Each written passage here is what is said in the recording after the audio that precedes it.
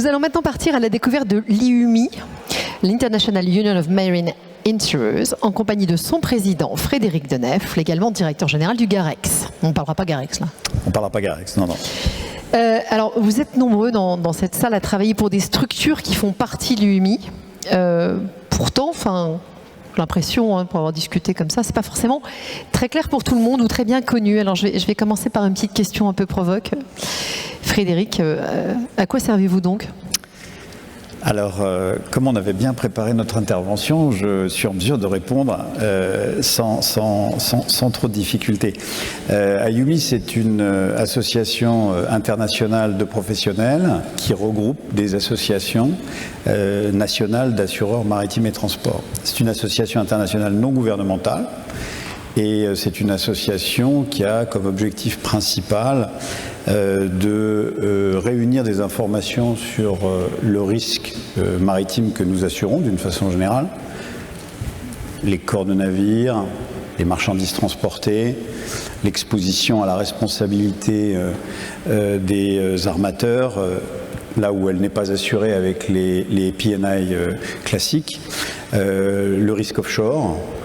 Et donc de faire la synthèse de tous ces engagements, de faire la synthèse de tous ces expositions au risque, et puis d'essayer de collecter le plus d'informations possible, à la fois sur les chiffres d'affaires des assureurs impliqués dans ce type de risque, donc à travers leurs associations nationales dans chacun des pays où ils sont installés, et puis aussi dans un deuxième temps d'envoyer des messages, de faire des synthèses sur l'expérience que l'on retire de l'évolution de ces risques, l'évolution technologique des navires, l'évolution des modes de transport, les impacts que cela peut avoir sur les risques que nous assurons, les enjeux économiques qui sont sous-jacents aux besoins d'assurance maritime et transport, et tout cela donc dans un cadre très structuré, avec des rendez-vous annuels. Le rendez-vous le plus emblématique étant la conférence du mois de septembre, où on va avoir 3 jours de conférences qui vont évoquer tous ces sujets, qui vont faire part de l'évolution des chiffres d'affaires, qui vont faire part de l'évolution des risques et de l'évolution des pratiques organisationnelles. On s'interroge de plus en plus sur l'aspect logistique de nos activités. Et donc IUMI fait la synthèse du chiffre et de l'analyse technique. Si on va un cran plus loin, mais proposez de me raconter 5 choses qu'on ne sait pas sur l'IUMI. Alors 5 choses que l'on ne sait pas.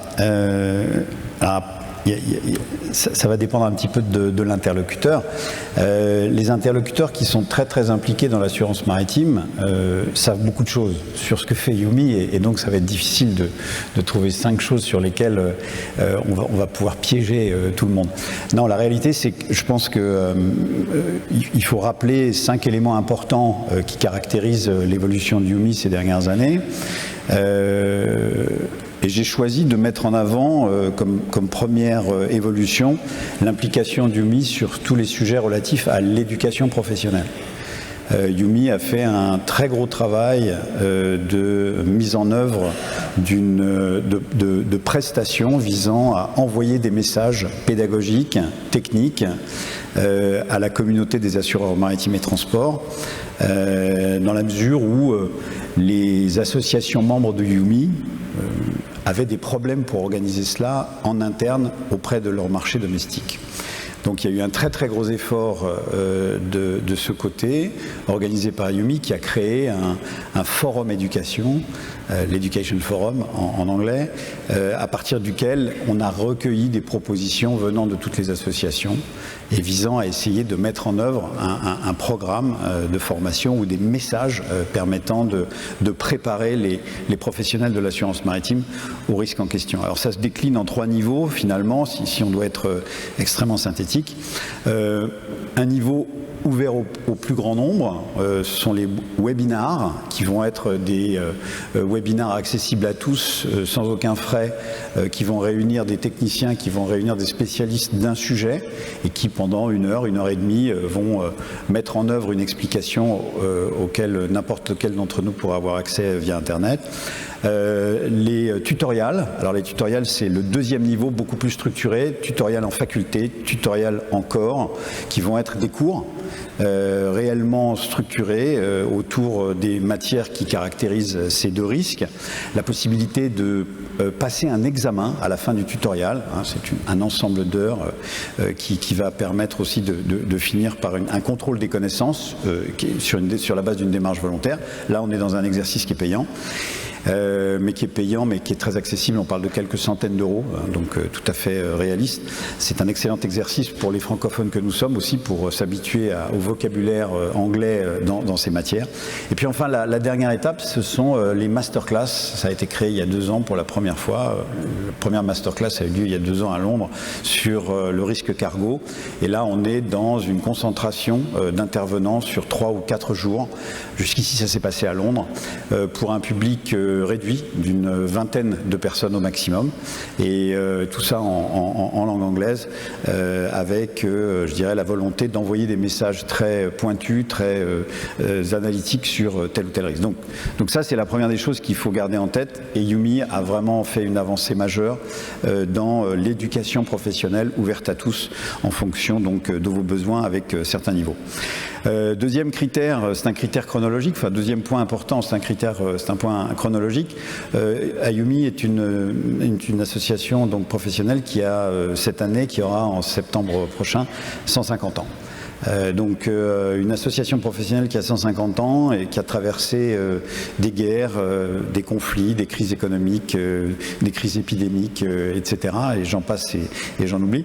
C'est notable, et donc on aura la possibilité cette année de fêter les 150 ans de Yumi, et on s'y emploiera à la conférence qui nous attend en septembre prochain à Berlin, lieu où a été créé pour la première fois Yumi. La troisième chose qu'il faut avoir à l'esprit, mais ça peut-être qu'on le voit directement ou indirectement dans nos activités, c'est l'émergence des pays asiatiques au sein de l'organisation Yumi. On a de plus en plus de pays qui font remonter leur chiffre d'affaires à Yumi et qui montrent que l'assurance maritime est une réalité financière et économique de plus en plus maîtrisée par un certain nombre de pays asiatiques, à commencer par la Chine. Et ça, c'est un développement qui a conduit Yumi à créer un forum dédié à l'Asie, on l'appelle le Asia Forum, qui est en fait une mini-conférence organisée par Yumi. Vous en revenez là? Là, j'en reviens, j'étais à Hong Kong il y a 2 semaines, et qui va nous rapprocher des acteurs des marchés asiatiques qui ne sont pas toujours en mesure de voyager en Europe pour participer aux conférences du mois de septembre ou aux conférences préparatoires de Hambourg, ce qu'on appelle le Spring Committee, ou alors qui ne sont pas en mesure de voyager jusqu'aux États-Unis ou jusqu'au Canada lorsqu'on organise des conférences sur le continent américain. Donc le phénomène de l'émergence de l'assurance maritime en Asie a été tellement important qu'il y a plusieurs années, il a été décidé de créer cet Asia Forum et d'avoir ces rencontres annuelles avec ces pays asiatiques pour évoquer leurs sujets et pour évoquer la façon dont nous voyons l'évolution des risques maritimes. Quatrième point sur lequel un certain nombre d'entre vous sont bien au fait et bien informés, mais qui convient de rappeler à la communauté professionnelle le plus largement possible, c'est la création de forums au sein de Yumi qui sont des indicateurs, qui sont des marqueurs de l'évolution de nos métiers. Le forum ESG, chacun de vous sait ce que l'acronyme ESG désigne, un forum qui est destiné à bien rappeler aux assureurs maritimes que nous sommes à quel point l'environnement, le social et la gouvernance, voilà, pour ceux qui... environnement, social et gouvernance vont s'imposer dans nos activités, vont régir de plus en plus nos risques et doivent être, je dirais, reconnus et impliqués dans nos processus de souscription avec un maximum d'attention et avec un maximum de réflexion. Alors ça concerne les risques que nous assurons, mais ça concerne aussi la façon dont nous sommes organisés, la façon dont nous reconnaissons nos talents dans nos propres organisations, la façon dont on travaille tous ensemble, quelles que soient nos origines, quel que soit notre environnement géographique, technique, professionnel, ou quel que soit notre genre. Donc ça a un vrai message et une vraie prise de conscience pour nous, assureurs, au sein de nos organisations. Et puis dans le même temps, une prise de conscience sur le fait qu'un certain nombre de nos risques sont difficiles à cadrer avec les principes ESG, le fait que nous voulions aller vers une réduction de l'utilisation des énergies fossiles, le fait que nous voulions aller vers un meilleur traitement d'un certain nombre de personnes qui travaillent à disposition des activités maritimes, les marins à bord, les opérateurs dans les ports, les personnes qui participent à la déconstruction des navires. Le schéma est très très large, mais il faut l'intégrer et je pense que le fait d'avoir créé un forum ESG nous permet d'y réfléchir, nous permet d'avoir un point d'ancrage théorique et intellectuel au sein de cette association. Et puis enfin le BDD, le Big Data and Digitalization, auquel personne d'entre nous ne va échapper, un forum constitué de gens qui se préoccupent et s'intéressent à l'évolution du traitement des informations, de la façon dont l'intelligence artificielle peut impacter à la fois les risques que nous assurons et nos propres organisations. Donc deux laboratoires, le laboratoire ESG, le laboratoire BID, qui sont mis en œuvre au sein d'UMI et qui sont d'une très très grande efficacité. Donc ça c'était le quatrième point sur lequel je voulais attirer votre attention. Et puis le dernier est sans doute l'un des plus importants. Souvenez-vous tous que UMI est un observateur donc au sein de l'Organisation maritime internationale, ce qu'on appelle un observateur non gouvernemental et qui participe pour le compte des assureurs maritimes à toutes les discussions de l'OMI sur les évolutions des risques que nous assurons. Alors il y a beaucoup de sujets extrêmement importants qui sont suivis par l'OMI, la mise en place de guides relatifs à la gestion du risque cyber par les armateurs, la mise en œuvre des moyens technologiques qui seront mis à disposition des navires sans équipage, et ça va arriver très très vite. Je vous rappelle que les premiers prototypes ont déjà été testés en Hollande et en Belgique, en Hollande pour le fluvial et en Belgique pour le fluvial, et en matière maritime en Norvège, où les Norvégiens ont déjà testé de façon assez efficace les navires qui font du cabotage sans aucun homme d'équipage à bord. Donc voilà 5 points d'information sur UMI qui vous montreront la richesse de cette association et la grande, je dirais, le très grand éventail sur lequel les personnes qui sont impliquées au sein d'UMI travaillent. Alors, je pense qu'après ça, on avait aussi préparé une série de chiffres. Voilà, mais très très rapidement, parce qu'en fait, je vous ai demandé 3 chiffres. Voilà. Alors vous avez profité pour en mettre plein tout petits. Alors voilà, non mais il n'y en a que 3 que je vais vous commenter. 44 associations membres. Donc 44 pays et ou représentation régionale membres de UMI, 28 IPP, 28 International Professional Partners. Ça c'est très important de le rappeler. UMI s'appuie sur donc le soutien technique, soutien financier de sponsors permanents que sont des avocats, des experts et de plus en plus de spécialistes des process, des data et de la digitalisation, et ça nous permet d'avoir un cluster professionnel qui est extrêmement enrichissant pour les assureurs. Et puis enfin, les volumes de primes relatifs au chiffre d'affaires de l'assurance maritime. Pour ce qui concerne l'exercice 2022, 35 milliards, presque 36 milliards de dollars de primes, avec le bloc le plus important représenté par les primes facultés, plus de 20 milliards de primes en assurance faculté, 8 milliards et demi encore, et 3 milliards, presque 4 en P&I, et puis 4 milliards en offshore énergie. Donc c'est la répartition du chiffre d'affaires tel qu'il est suivi par UMI dans le cadre de la collecte de ces chiffres. La question piège qu'on n'avait pas préparée, ça monte ce chiffre? Si j'ai bien écouté ce matin. Ça a très clairement monté entre 2021 et 2022, très clairement. Et pour 2023, on attend de tout savoir et de tout mettre en œuvre pour publier tout ça en septembre. Pardon, ça devrait être dans une tendance stabilisatrice stabilisée et ou relativement haussière. Un petit plus 20%. Pas plus 20%. C'est pas sur ces variables-là qu'on assiste à des écarts. Si on est entre 0 et plus 5, je pense qu'on sera sans doute dans les clous. Donc voilà pour ce qui concernait les chiffres. Si on regarde l'année qui vient de s'écouler, qu'est-ce que vous en retenez ? Alors, Yumi doit s'adapter aujourd'hui au nouvel intérêt qu'elle suscite. On a de plus en plus de participants aux conférences du mois de septembre, on a de plus en plus d'IPP, on a de plus en plus de personnes qui veulent adhérer au mouvement engendré et orchestré par Yumi, et donc on doit adapter le personnel qui y travaille. Donc on a lancé une politique, entre parenthèses, de recrutement de 2 personnes. Alors vous me direz que 2 personnes, ça paraît pas grand-chose, mais il n'était que 3. Et donc ça, on est presque à un doublement des effectifs, donc ça c'est déjà une information importante parce que ça montre à quel point les associations membres actuelles sont prêtes à investir et à se reposer sur Yumi pour accomplir toutes les tâches que j'ai tenté de vous décrire. La deuxième chose sur laquelle on a vraiment, je dirais, essayé de concentrer les efforts, c'est la promotion de tous les messages ESG. Tous les messages ESG sont repris, sont ventilés à travers les comités techniques qui travaillent donc au sein du MI, comité corps, comité faculté, loss prevention, comité offshore, comité juridique. On est dans une tendance Tout à l'heure, j'étais un peu étonné, vous insistiez sur le fait que vous collectiez de la donnée financière. Oui.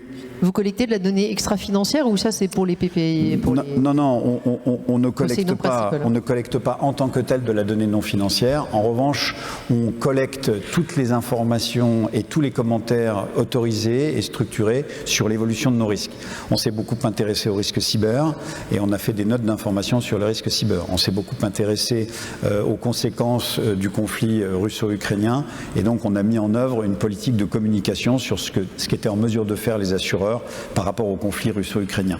On a comme ça des sujets sur lesquels on collecte de l'information et on envoie des messages et on envoie des notes d'information ou de sensibilisation au risque à travers le site internet de Yumi qui est accessible à tous. Donc on est sur ces 2 paramètres en fait, le paramètre purement financier de la collecte et le paramètre message technique, appréhension des risques qui va être fait en combinaison avec les IPP et les associations membres. Donc un travail de synthèse permanent sur les nouveaux risques ou les nouvelles évolutions qui peuvent impacter nos risques, que ce soit économique, géopolitique, social, toutes catégories confondues. Si tel le génie de la lampe, c'est très à la mode en ce moment de faire des vœux comme ça, si tel le génie de la lampe, je vous offrais 3 vœux là, pour l'année prochaine. Alors, à titre personnel, moi je travaille beaucoup sur le fait de faire apparaître le continent africain dans l'organisation de Yumi. Actuellement, il y a 4 pays d'Afrique qui sont membres de Yumi. Il y a l'Égypte, le Maroc, l'Afrique du Sud et le Nigeria. Pour un continent qui fait 52 pays, c'est pas suffisant. Et donc, il est absolument indispensable que les pays d'Afrique, d'une façon générale, soient plus présents dans les travaux de Yumi. Donc, je travaille tous les ans auprès de la FANAF pour réunir les chiffres de souscription du marché, donc de la FANAF, qui sont compilés tous les ans par cette association régionale. Et j'essaye le plus possible de transférer des informations vers la FANAF, les statistiques que Yumi compile, les notes d'études techniques, etc., etc. Ça serait un vœu un peu tourné vers le travail quotidien que j'essaye de mettre en œuvre. La deuxième chose sur laquelle je pense qu'il faut qu'on réussisse quelque chose, c'est circonscrire une bonne fois pour toutes ces incendies à bord des navires.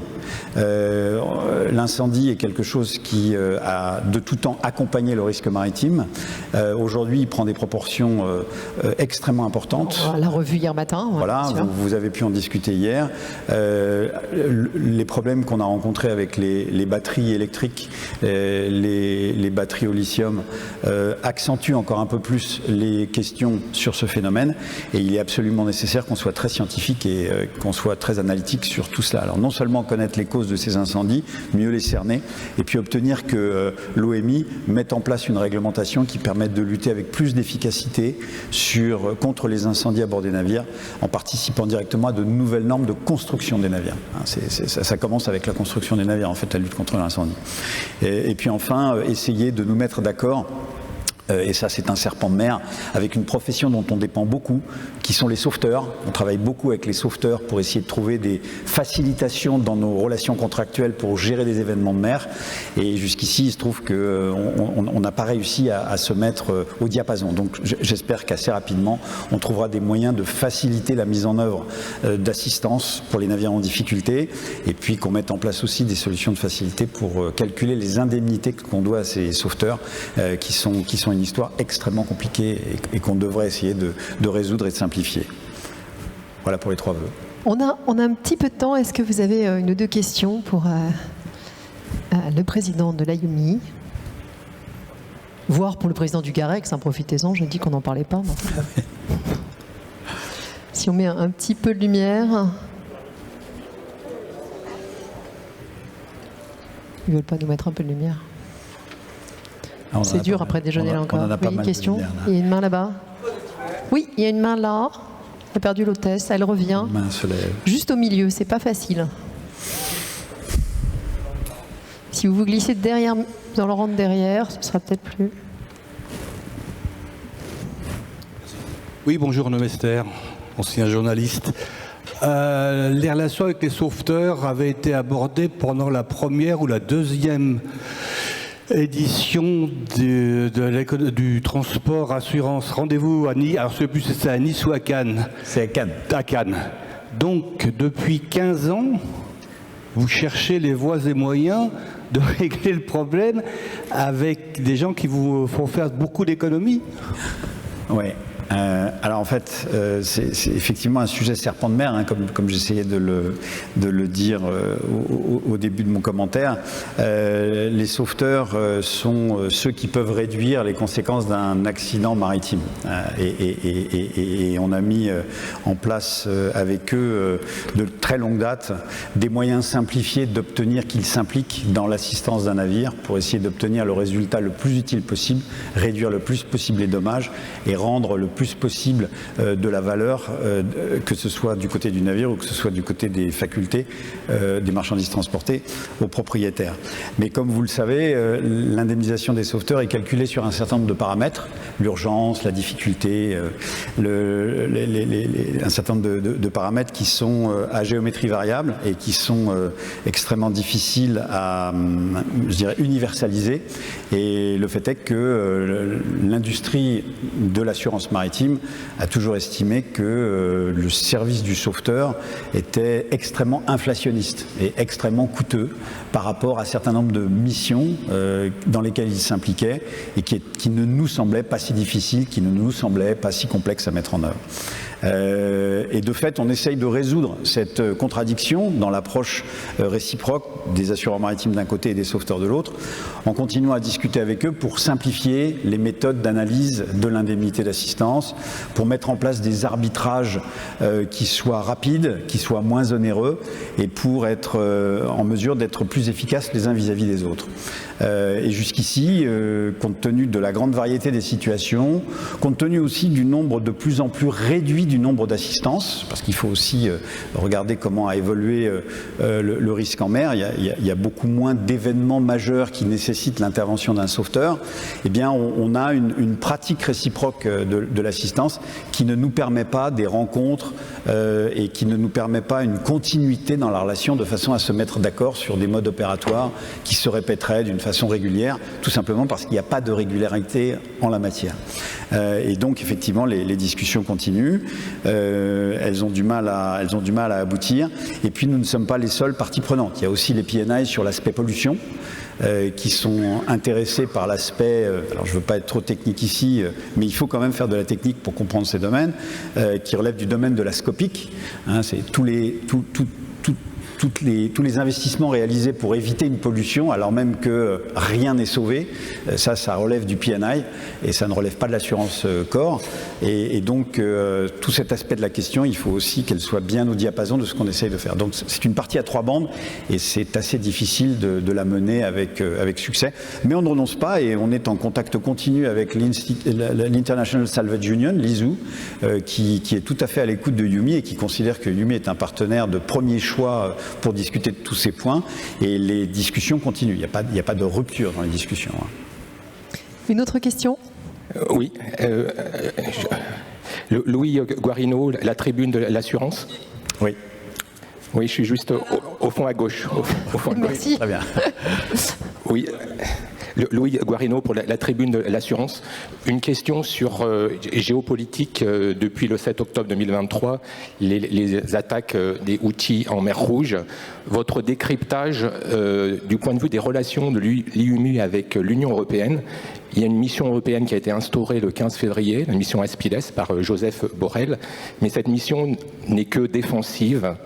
Quelle est, avec le recul des attaques et des frappes américaines notamment, qu'en pensez-vous? Est-ce que l'Union européenne ne devrait pas monter en gamme par rapport à cette mission?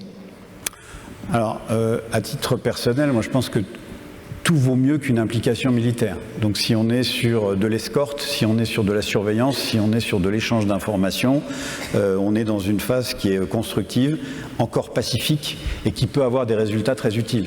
Avec une information, un armateur peut décider de suspendre une opération ou de prendre une autre route. Donc la première étape proposée par l'Union européenne me paraît être la bonne. Tout ce qui permet d'éviter une extension du conflit, ça va dans le sens d'un élément de la solution. L'efficacité des attaques américaines et anglaises sur le territoire yéménite pour détruire les moyens d'attaque Houthis ne se sont pas révélées extrêmement convaincantes. Je lisais encore tout à l'heure les dernières dépêches du MICA qui nous annonçaient qu'au moins 2 navires entre hier et aujourd'hui avaient été attaqués. Et ça porte donc à plus de 250 attaques depuis le mois d'octobre, le nombre d'agressions sur les navires en transit sur cette zone. Donc les moyens militaires, effectivement, c'est un dernier recours et quelquefois il n'y a que cette solution-là, mais il faut vraiment les utiliser en étant absolument sûr que ça va être efficace une bonne fois pour toutes. Si ça ne fait qu'aggraver la situation, et a priori ça ne l'a pas améliorée, eh bien, il faut se poser des questions sur les autres méthodes à utiliser pour arriver à pacifier l'environnement. Une toute dernière question, Régis.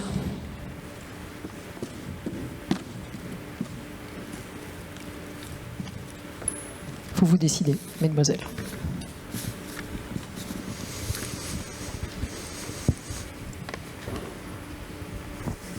Merci.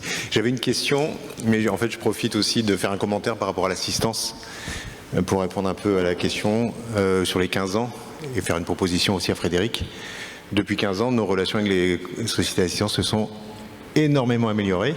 Là, je parle au nom d'Alliance, hein, et donc j'ai plusieurs cas en tête où des années plus tôt, les mêmes événements compliqués auraient donné lieu à une Lloyd's Open Form, LOF, donc qui génère là les différents critères, les arbitrages, etc.